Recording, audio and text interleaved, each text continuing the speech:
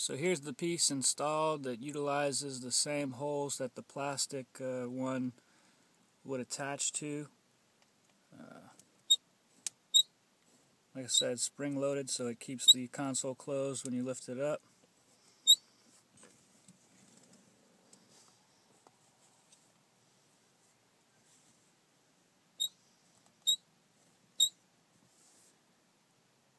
And then I'll put the console under skin on. Like I said, I did have to modify it a little bit.